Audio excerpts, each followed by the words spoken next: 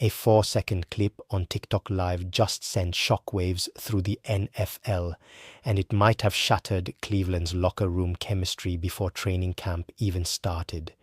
When swarmed by fans demanding he choose between Deshaun Watson and rookie superstar Shedeur, wide receiver Jeudy stayed dead silent, flashed 4 fingers to the camera, and walked away with a smile that immediately set social media ablaze.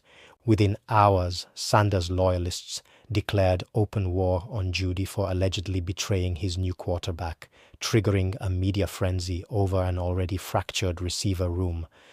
But as Jeudy hit X in a furious rant, claiming the clip was maliciously chopped to manufacture drama, unedited footage surfaced that completely flipped the narrative.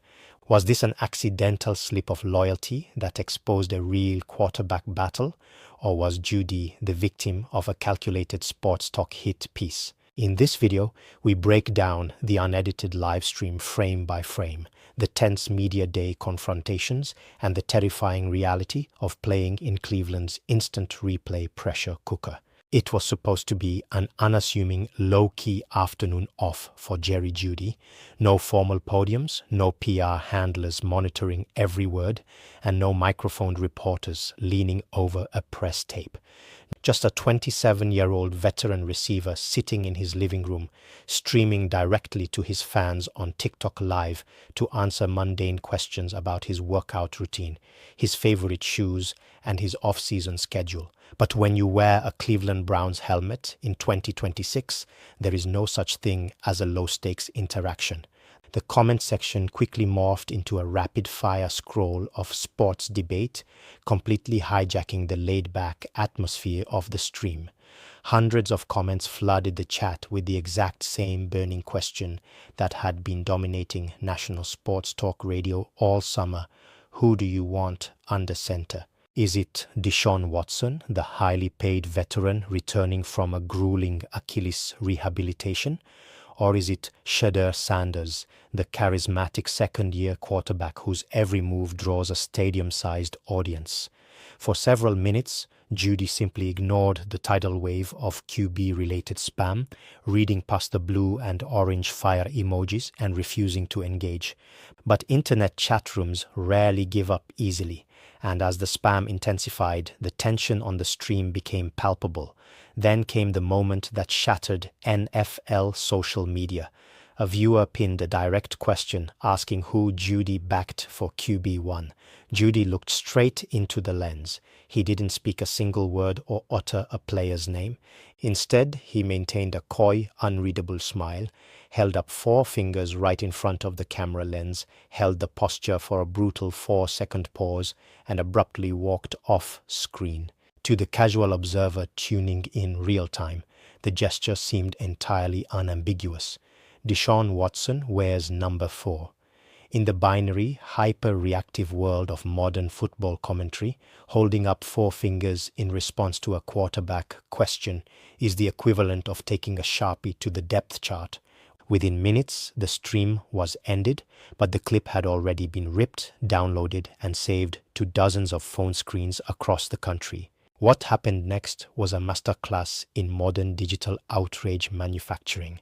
Content aggregators, aggregator accounts, and clout-hungry sports pages seized the 4-second snippet, stripped out the surrounding context, and blasted it across every major platform. Headlines immediately screamed across X, Instagram, and TikTok, "Jeudy endorses Watson over Shedeur."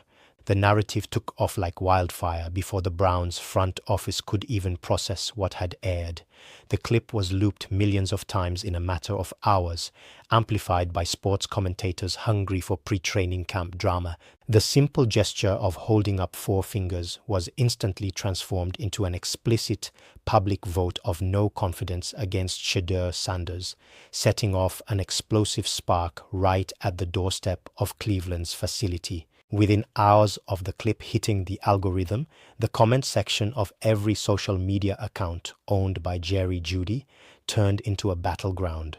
The online army surrounding Shedeur Sanders, a fiercely loyal, highly vocal fan base that followed the young quarterback from his college days at Colorado into the professional ranks, swarmed Jeudy's Instagram and X feeds with unrelenting fury.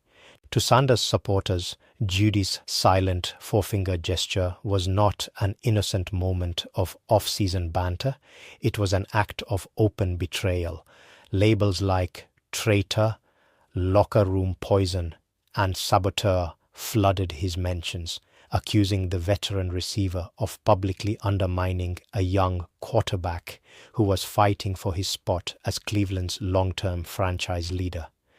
NFL Twitter, never one to miss a chance to amplify pre-camp chaos, quickly elevated the outrage into a national debate. Thousands of posts debated whether Jeudy had just drawn a permanent line in the sand, effectively fracturing the offense before the team had even put on pads for their first full practice.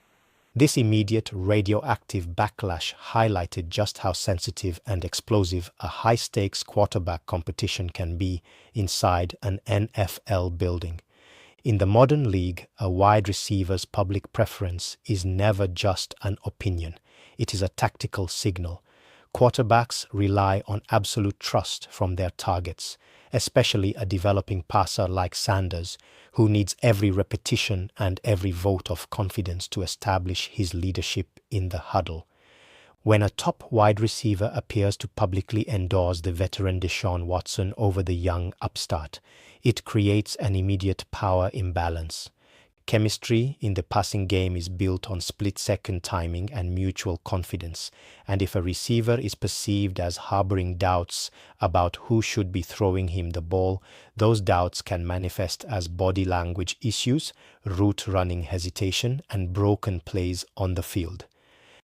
For Sanders, who was working to command the respect of veterans while mastering a new system, having one of his primary pass catchers seemingly rank him second on a viral stream felt like an intentional roadblock thrown right into his developmental path. The sports media ecosystem took that combustible dynamic and threw gasoline directly onto the fire. Sports aggregation accounts and digital headlines ran rampant with sensationalized commentary, framing the 4-second video as definitive proof that Cleveland's receiver room was already split into distinct factions. Morning Debate shows dedicated multiple segments to analyzing Jeudy's facial expression, dissecting the exact cadence of his smile, and speculating whether head coach Todd Monken would have to call an emergency team meeting to address locker room division. Analysts began asking whether target distribution during training camp would become a political tool, questioning if Jeudy would run routes with the same intensity for Sanders as he would for Watson. What began as an unscripted, brief live stream interaction had transformed in less than 24 hours into a full-blown crisis narrative, creating an oppressive cloud of speculation over the Browns' training camp facility before the very first whistle was blown. As the online torrent of criticism reached a boiling point, Jerry Jeudy refused to sit back and play the passive victim to internet speculation. Recognizing that his silence was being interpreted as a confession, the wide receiver took directly to X to launch an aggressive counteroffensive against the digital sports media complex. In a series of sharp, candid posts, Jeudy hit back hard, accusing media outlets, sports aggregators, and opportunistic clout chasers of deliberately editing the clip to manufacture an outrageous locker room divide. "Y'all cut the clip perfectly for that narrative," Jeudy posted, directly calling out the noticeable edit skip in the viral video that connected an off-screen prompt to his gesture. Frustrated by the speed at which the internet believed a 4-second edit over common sense, he added, "LMAO, y'all just be lying so much for what? Y'all can never get in between this." He made it unequivocally clear that he was not going to let click-hungry accounts drive a wedge between him, Deshaun Watson, and Shedeur Sanders before the team even set foot on the practice field. Beyond calling out the malicious editing, Jeudy laid out a firm, professional stance regarding the ongoing quarterback battle in Cleveland. He explicitly stated that choosing the starting quarterback was entirely out of his hands and far outside his job description. "I don't speak on decisions that aren't mine to make," Jeudy declared online. "I support my teammates, my brothers, I do my job, and I control what I can control. Let's stop creating narratives that aren't there for likes and clicks. I bet this won't go viral because it's too positive and real for y'all." His defense grounded itself in a simple reality. As a veteran wide receiver, his priority was executing route concepts, catching passes, and maintaining unity in the wide receiver room, regardless of who snapped the ball under center. Furthermore, defenders and observant fans pointed out that number 4 wasn't just Deshaun Watson's jersey digit. 4 was the iconic jersey number Jeudy himself had worn during his dominant collegiate career at the University of Alabama, a personal brand emblem he frequently referenced during personal live streams when interacting with longtime supporters. To determine whether Jeudy was truly caught slipping or framed by selective editing, sports analysts and digital creators subjected the original TikTok live stream to a meticulous frame-by-frame forensic video analysis.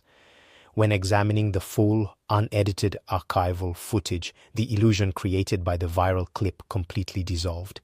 The full timeline revealed a distinct skip in the video feed right between the time the fan chat spammed the quarterback question and the moment Jeudy raised his hand. In reality, Jeudy had been responding to an entirely separate comment about his college days and his iconic Alabama number 4 jersey, smiling at a fan who remembered his SEC dominance. The malicious clip had deliberately spliced out the intervening 10 seconds of conversation, stitching the quarterback question directly to Jeudy's numerical hand gesture. This deliberate cut created the false impression of an immediate silent answer. The frame-by-frame breakdown proved beyond a shadow of a doubt that the viral sensation was an engineered illusion, manufactured by editing techniques designed to capitalize on NFL pre-camp anxiety and trigger maximum social engagement. When day 1 of training camp finally arrived, the digital noise of the internet slammed directly into the physical reality of the Cleveland Browns practice facility. What was supposed to be a session focused on install packages and fundamental conditioning was completely hijacked by the lingering ghost of a 4-second TikTok clip. As the players stepped out onto the field under the glaring summer heat, the media tent was packed to capacity with national reporters, beat writers, and camera crews waiting for one specific moment: media availability. The air inside the press room was thick with anticipation, and when wide receiver Jerry Jeudy took his place at the podium, he barely had time to adjust his microphone before the questions started flying. Reporters didn't ask about his off-season route running adjustments or his chemistry with the new offensive system. They immediately pressed him on whether his social media gesture was an endorsement of Deshaun Watson over Shedeur Sanders. Jeudy, holding his ground with a visible mix of irritation and calm resolve, reiterated what he had posted online days earlier. He emphasized that the media was chasing shadows and trying to spark a fire out of a chopped video, flatly declaring that he supports every quarterback on the roster and lets the coaching staff handle depth chart decisions. But the interrogation didn't stop with the wideout. Moments later, newly appointed head coach Todd Monken was pushed to the podium to face the exact same line of questioning. Monken, known for his no-nonsense blunt approach to football, attempted to shut down the drama with authority. He brushed off the livestream controversy as internet fluff, asserting that social media noise has zero bearing on how repetitions are distributed in practice or how the starting quarterback will ultimately be chosen. Yet, despite the coach's best efforts to put out the fire, the tension remained palpable across the entire facility. Once the team transitioned from the press room to the practice turf, the spotlight shifted from verbal answers to body language watch. Every single rep taken on the field was dissected with obsessive scrutiny by the media perched along the sidelines. Photographers zoomed in on every high five, every proximity interaction, and every post-play conversation between Shedeur Sanders and Jeudy. During the first 11-on-11 team drills, when Sanders stepped into the huddle to take snaps with the top unit, all eyes glued themselves to the right boundary where Jeudy lined up.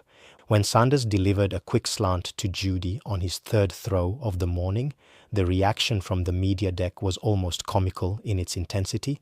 Reporters typed furiously, noting whether Jeudy jogging the ball back to the official signaled a warm working relationship or a cold professional distance.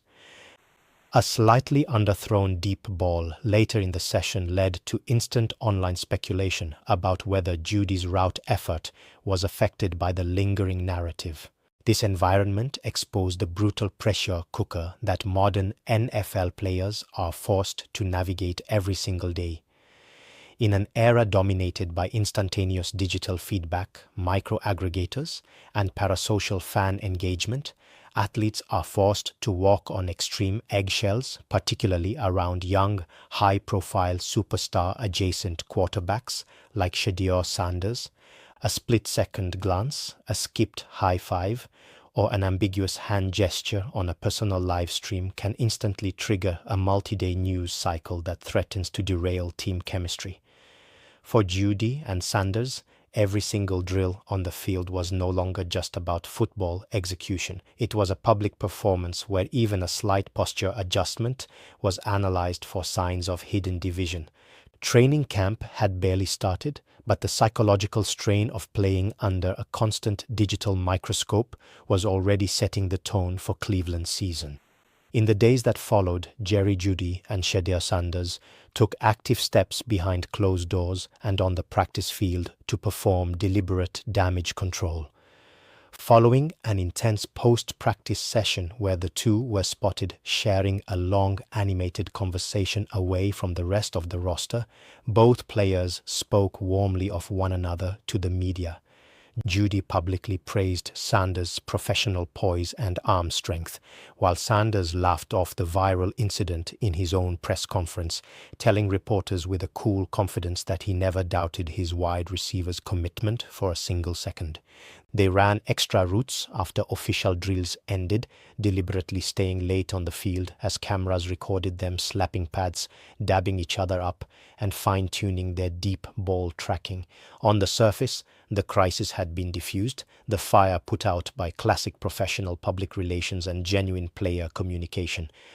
Yet, despite the united front, the undeniable reality remained.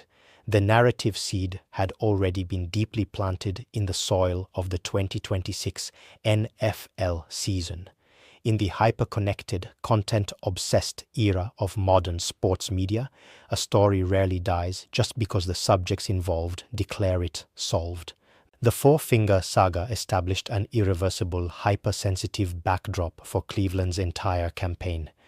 The instant replay nature of the media cycle guaranteed that every single underthrown pass, every missed connection on a third down conversion, and every frustrated gesture on the sideline would be immediately tied back to that 4-second TikTok live clip.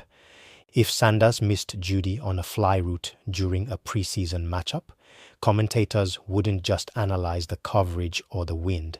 They would re-examine Jeudy's facial expression to see if he was pouting over his starting quarterback. This entire spectacle served as a stark, sobering lesson on the terrifying realities of playing in an environment where every interaction is constantly weaponized. For the Cleveland Browns, a franchise already navigating the immense pressure of a high-stakes quarterback transition under head coach Todd Monken, the incident proved that the battle for locker room stability is no longer fought exclusively inside the building. The digital world outside will grab any fragment of a player's life, strip it of its context, and construct a narrative capable of straining real-world professional relationships, whether the gesture was a framing job, an innocent misunderstanding, or a slip of loyalty. The four-finger narrative permanently altered the landscape. It proved that in the relentless pressure cooker of modern professional football, perception instantly becomes reality, and the line between off-field internet noise and actual locker room fractures has completely disappeared.